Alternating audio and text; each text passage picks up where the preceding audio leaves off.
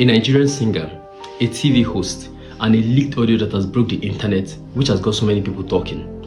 But beyond the whole story, there's a legal side to it, a case of adultery, enticement, and a legal case already in motion, which I'll be explaining here. So who are the parties involved?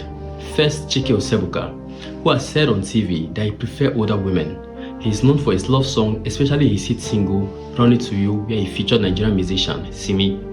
The second is Frank Edoho, who started to gain popularity in 2004 when he hosts the popular TV series, Who Wants to Be a Millionaire. He has been in 2 marriages and has 5 children. The third is Sandra. Sandra is an entrepreneur and the CEO of Viva Bella. She's the wife of Frank Edoho, and she happens to be a party in this particular scenario. To cut the chase, Frank, in a leaked audio, has accused Chike of having extramarital affairs with his wife. Under Nigerian law, this is called adultery.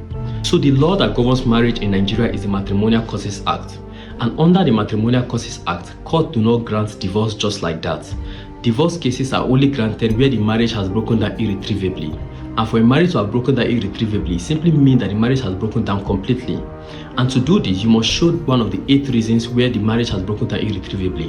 And one of them, and as applied to this particular scenario, is adultery. And adultery simply means that one of the parties has had extramarital affairs with another person outside the marriage.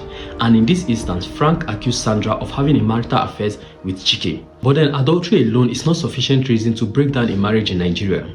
Under Nigerian law, the other party must show that he can no longer live with the other person who committed the adultery. In this instance, the question to ask is, can Frank Edoho live with Sandra after she had committed the adultery? On the first instance, he said there was a reconciliation, which actually brings up the defense of condonation, that is, he can condone or he can live with her adulterous act. But after the reconciliation, there was a further adultery being committed, and this warrants a ground for divorce. Another thing to consider is Chike. Chike cannot be left unbothered. Under Nigerian law, for divorce cases that involve an issue of adultery, there are 3 persons that can be brought to court. The first is the person that brings the action in court. He is called the petitioner. Now, the petitioner is the one that brings the action to court, and in this instance, it has to be Frank Edoho. The second party is the respondent. The respondent is the one that committed the adultery or the one that has a question to answer. And in this instance, it is Sandra.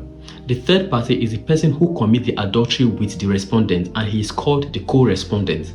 And this instance, it is Chike because he has a question to answer. So what happens is that Frank Edoho can claim monetary damages against the co-respondent, that is against Chike, for committing adultery with his wife. Now notice, under divorce cases that involve adultery, you must bring it within a span of 3 years. That simply means that where the adultery commits within a span of 3 years, they can bring the action in court. But then where the action span over 3 years, you cannot bring such action in court. But then where the adultery continues to happen over time, then such a 3 years period will not happen in this instance. That big question that demands legal answer is, can Chike face criminal charges for what he has been accused to have done? Under Nigerian law, the answer is no. The Penal Code of Nigeria governs the northern part of Nigeria, while the Criminal Code governs the southern part of Nigeria. Now, since all parties reside in Lagos and none of them is from the northern part of Nigeria, it simply means that Chike cannot face criminal charges for what he has done.